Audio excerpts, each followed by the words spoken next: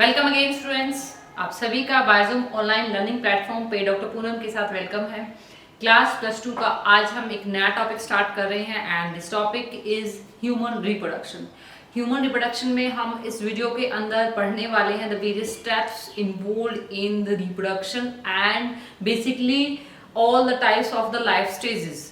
उसके बाद में हम इस वीडियो के अंदर करेंगे the male reproductive system, various parts of the male reproductive system, their function and their proper explanation. Clear भाई?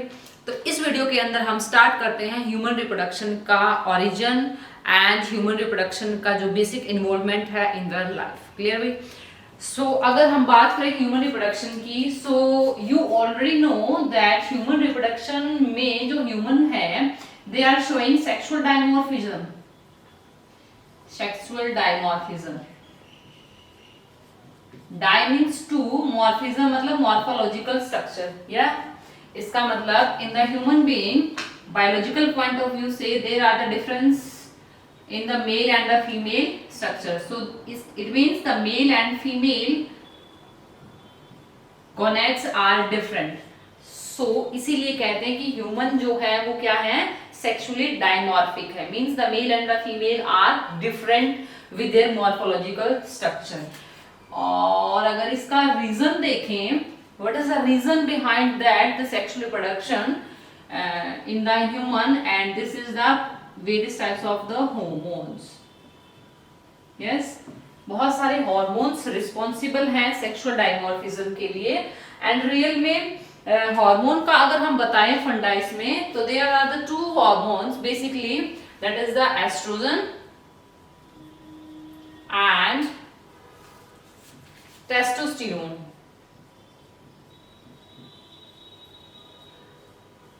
अगर केमिकली देखें तो chemically both are the steroid hormone, लेकिन एक छोटे से लिटिल बिट चेंज की वजह से ये दोनों के दोनों हार्मोन इतने दो डिफरेंट फिजिकल ऑर्गेनाइजेशन को ओरिजिनेट कर देते हैं। ओके, इसको थोड़ा सा डिटेल में हम बाद में पढ़ेंगे कि what is the reason, what is the structure of estrogen and testosterone and how they coordinate the primary and the secondary character of the human being in both the male and the female. Okay, before that we are discussing the life span of the human. So अगर हम life span को देखें according to the reproductive point of view, तो हम life span को दो part में divide करते हैं। फर्स्ट इज द एम्ब्रियोनिक और सेकंड, या इसको नेटल भी कहते हैं, नेटल लाइफ टाइम। और जो दूसरा लाइफ स्पैन का टाइम होता है, पीरियड है, that is the post embryonic. Post embryonic. इतना क्यों जरूरी है ये, इतना क्यों मैंने इसके ऊपर फोर्स किया है कि हम इस पॉइंट को यहाँ पे लेके आए हैं, क्योंकि एक टाइम में एक बार नीट में इससे क्वेश्चन ओरिजिनेट हुआ था एंड क्वेश्चन इनडायरेक्टली था। ओके, तो उसके अंदर इन्वॉल्वमेंट पूछी हुई थी, उसके अंदर लाइफ स्पैन का टाइम पीरियड पूछा हुआ था, तो इसीलिए इसके ऊपर थोड़ा सा फोकस कीजिए। एम्ब्रियोनिक को हम नेटल टाइम पीरियड कहते हैं और जो पोस्ट एम्ब्रियोनिक का है उसको हम पोस्ट नेटल बोलते हैं, मींस आफ्टर बर्थ जो होता है। एम्ब्रियोनिक अगर मैं टाइम पीरियड बताऊं, लाइफ स्पैन बताऊं, तो पोस्ट एम्ब्रियोनिक या नॉन एम्ब्रियोनिक भी बोल देते हैं इसको। एम्ब्रियोनिक के अंदर क्या क्या आता है? एम्ब्रियोनिक के अंदर होता है fertilization. After fertilization embryonic life start होती है, तो इसका मतलब पहले क्या हुआ होगा, द गैमेटोजेनेसिस। गैमेटोजेनेसिस के बाद में transfer of the gametes and transfer of gametes के बाद में फर्टिलाइजेशन होता है, तो इसका मतलब फर्टिलाइजेशन से एम्ब्रियो बनता है। तो यहाँ पे फर्टिलाइजेशन बनेगा।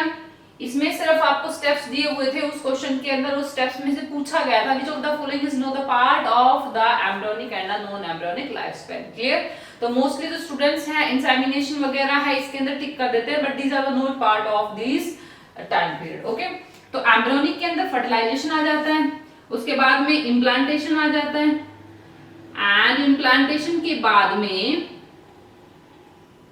गैस्ट्रुलेशन आ जाता है। गैस्ट्रुलेशन के बाद में पोस्ट गैस्ट्रुलेशन चेंज और ऑर्गेनोजेनेसिस है। उसके बाद में जो कंप्लीट प्लेसेंटेशन, गैस्ट्रुलेशन, प्लेसेंटेशन है, फिर ऑर्गेनोजेनेसिस है, and after that the pasteurisation है। इसका मतलब पास्चुरेशन तक का,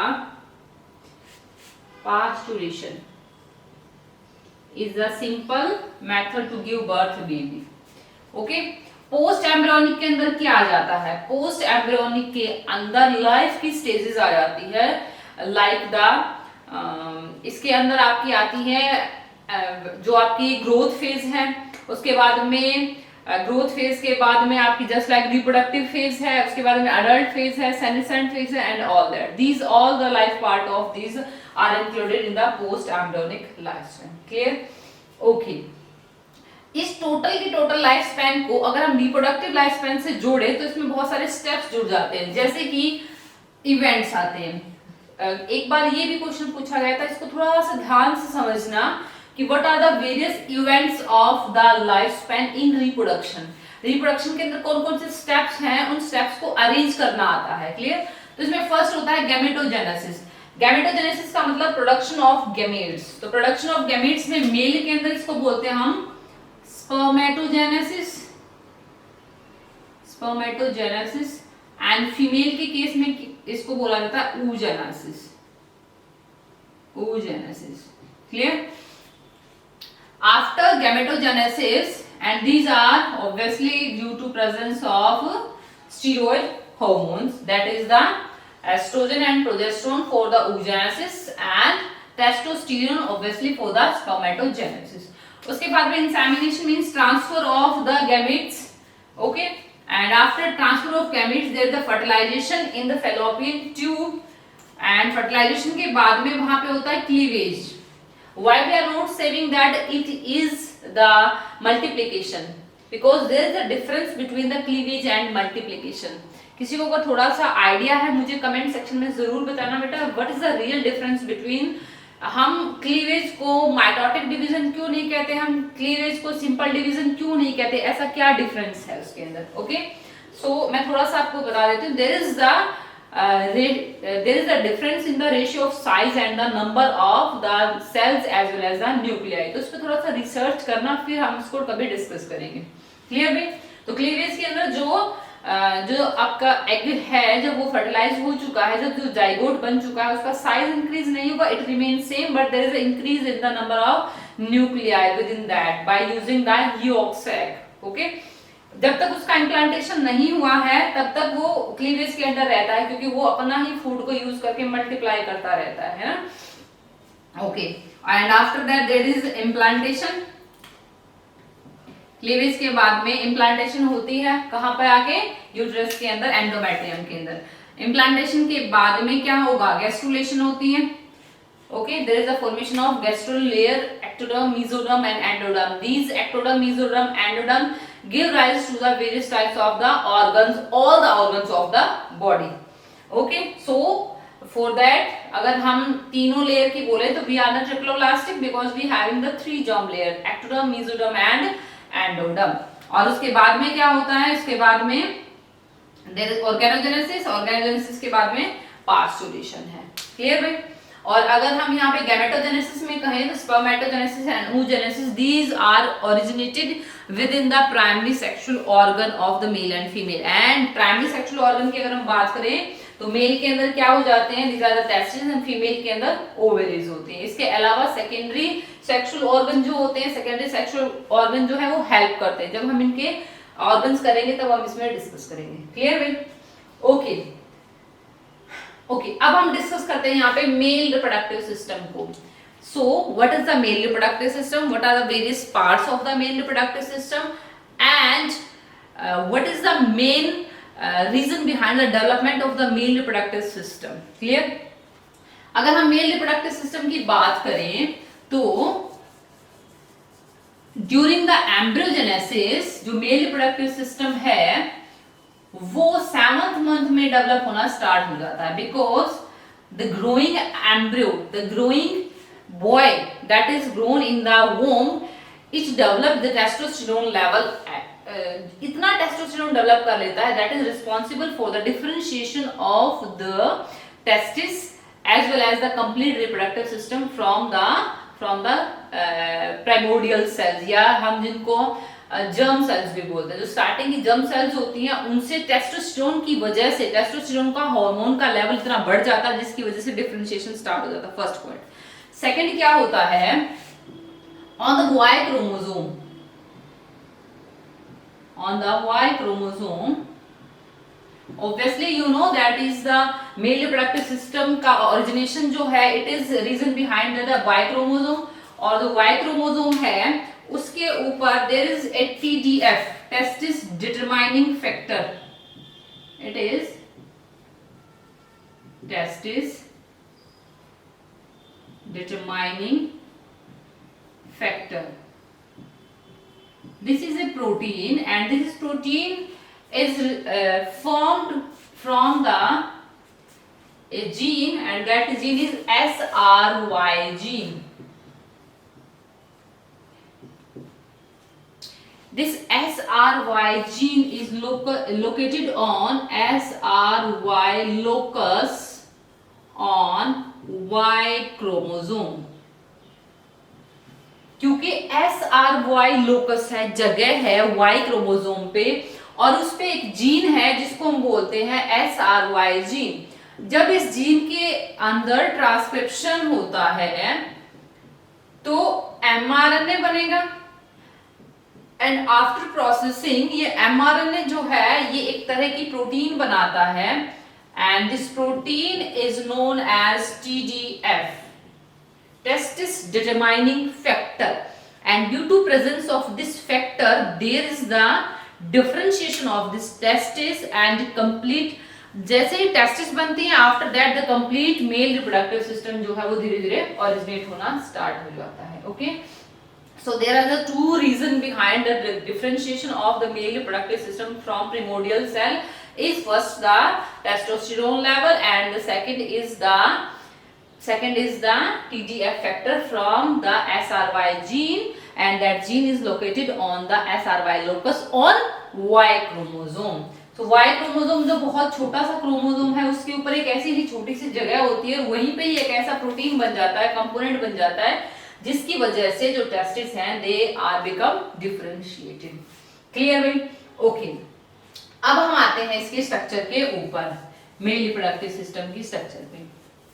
सो जो मेल रिप्रोडक्टिव सिस्टम है, मैं सिर्फ यहाँ पे इस वीडियो के अंदर इंट्रो देंगी कि मेल रिप्रोडक्टिव सिस्टम के वेरियस पार्ट्स क्या हैं, और इनको हम कंप्लीट डिटेल में नेक्स्ट वीडियो के अंदर पढ़ेंगे। क्लियर? क्योंकि फिर ये वीडियो बहुत लंबी हो जाएगी। मेल रिप्रोडक्टिव सिस्टम के वही दो पार्ट्स हम यहाँ पे डिफाइन करते हैं। पहला होता है इसमें primary sexual organ, and second होता है इसमें सेकेंडरी सेक्सुअल ऑर्गन। सेकेंडरी, या सेकेंडरी को किसी किसी बुक्स के अंदर एक्सेसरी ऑर्गन्स भी बोला जाता है, accessory reproductive organ. Clear? So in the male primary sexual organ जो हैं वो कौन से होते हैं? Only and only testis. और सेकेंडरी रिप्रोडक्टिव ऑर्गन में जो आते हैं इसमें आती हैं ग्लैंड्स। और ह्यूमन मेल रिप्रोडक्टिव सिस्टम में कौन कौन सी ग्लैंड्स होती हैं? Like the seminal vesicles, seminal vesicle, and इसके अलावा होता है there is the prostate gland, prostate gland, and there is bulbourethral gland, bulbourethral gland. Clear? So these three glands are the accessory gland that is found in the human male reproductive organ. इसके अलावा glands के अलावा होती हैं ducts, and these ducts are involved in the reproduction. These ducts help in transfer of the gametes from one part to the another part and the maturation of the gametes. Okay, so इसमें ducts में कौन कौन से आ जाते हैं? Like there is ureter also, like there is the vas differentia also, vas differentia, there is vas efferentia also, there is epididymis also, yes, there is ejaculatory duct also,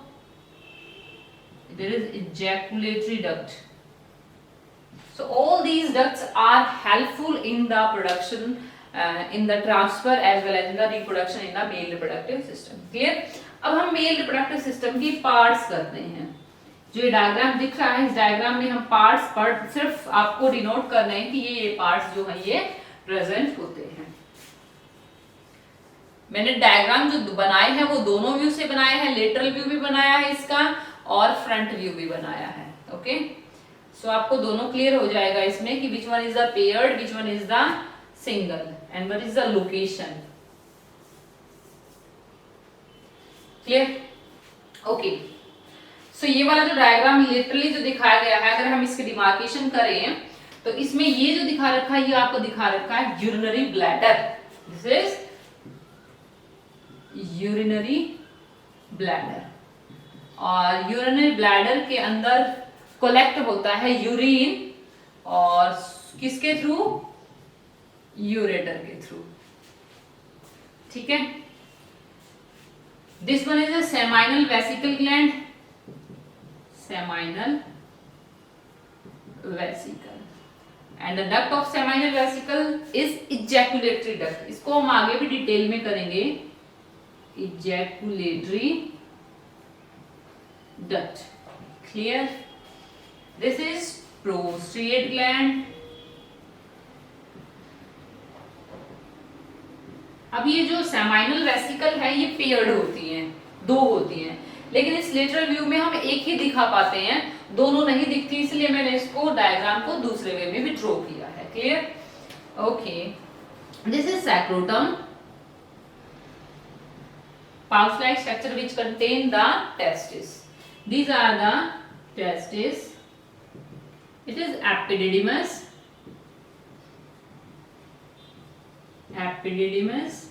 epididymis से यहां से निकल के जा रही है duct, that is the vas deferentia. Clear? Okay, this is penis. Penis के हम पहले पार्ट्स कर लेते हैं। यहाँ पे outermost structure that is known as the prepuce. This is the common opening for, it is urinogenital opening. Urinogenital opening for urine as well as the semen. Okay? Okay. इस penis के वैसे हम structure करेंगे इसके detail में, लेकिन अभी मैं सिर्फ ये बता देती हूँ। जैसे this one is the corpus spongiosum, corpus cavernosum part है, and this is the swollen part, and this is known as the fossa नेविकुलस।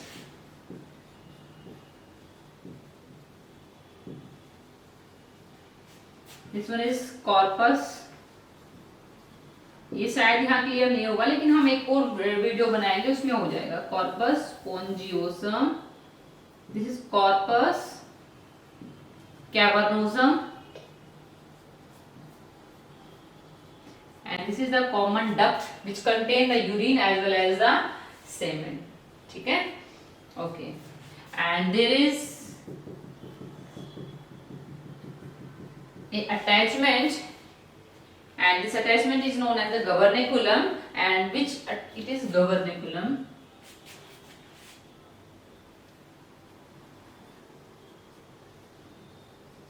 which connect the testis to the scrotum. Okay, and which help in the expandation and the relaxation of the testis according to the body temperature. अब यहाँ पे आपको front view में क्या दिख रहा है? This is urinary bladder. आप यहाँ पे इजीली देख रहे हैं बेटा कि यूरिनरी ब्लैडर के अंदर यूरेटर होती है। ओके, एंड दिस इज वास डिफरेंशिया। यू क्लियरली सीन कि वास डिफरेंशिया दोनों साइड से जाकर के किसके अंदर अटैच हो जाती है? सेमाइनल वेसिकल में। ठीक है? Okay, this is epididymis, this is testis, this is gubernaculum, और this is prostate gland। और प्रोस्टेट ग्लैंड के यहाँ पे होती हैं दो paired bulbo urethral gland. Clear? तो इस डायग्राम के अंदर आपको सिर्फ और सिर्फ मैंने ह्यूमन मेल रिप्रोडक्टिव सिस्टम का डायग्राम बताया है, उसके पार्ट्स बताए हैं, एंड you really observe कि what is the difference between the two diagram, which is one is the in the front view and one is the lateral view. So what is the part? अब इसमें parts में आप क्या देख रहे हैं? First इसमें आप complete scrotum देख रहे हैं that containing the testis as well as the epididymis, और यहाँ से ओरिजिनेट होती है vas differentia और यूरिनरी ब्लैडर के पास से होती हुई वो कहाँ अटैच हो जाती है? सेमाइनल वेसिकल में अपना सीमेन को डाल देती है, स्पर्म्स को डाल देती है। सेमाइनल वेसिकल के अंदर फिर वो मैच्योर होते हैं and then they go to the prostate gland, और प्रोस्टेट ग्लैंड के बाद में they go to the bulbo urethral gland या पॉपर्स ग्लैंड, एंड वहां से फिर they are excreted outside through the help of penis. ठीक है भाई। सो इस वीडियो के अंदर मैंने सिर्फ और सिर्फ क्या डिस्कस किया है? The diagram of male reproductive system, various steps that involve in the human reproduction. So इसके बाद में नेक्स्ट वीडियो के अंदर हम ह्यूमन मेल रिप्रोडक्टिव सिस्टम को कंप्लीट डिटेल में करने वाले हैं। तब तक वेट कीजिएगा बेटा और उस वीडियो को लाइक जरूर कीजिएगा। Thank you.